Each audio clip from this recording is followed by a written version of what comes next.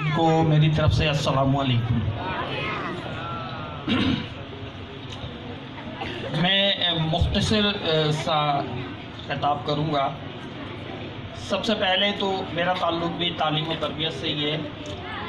عبدالخالق جمالی جیسے لوگ جب اس فیلڈ میں آتے ہیں تو انتہائی خوشی ہوتی ہے۔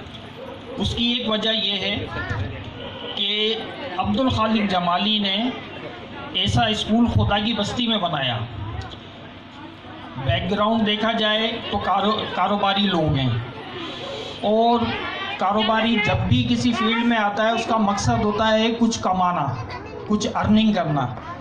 لیکن جیسا کہ میں جانتا ہوں، 20-25 سال سے تعلیمی فیلڈ میں ہوں، تو جتنی انویسٹمنٹ انہوں نے خدا کی بستی میں کی ہے، جس طرح کا اسکول خدا کی بستی میں انہوں نے بنایا ہے، اور جو یہ فیسیں حاصل کر رہے ہیں، تو کسی بھی طریقے سے یہ کاروباری جستجو ہے ہی نہیں۔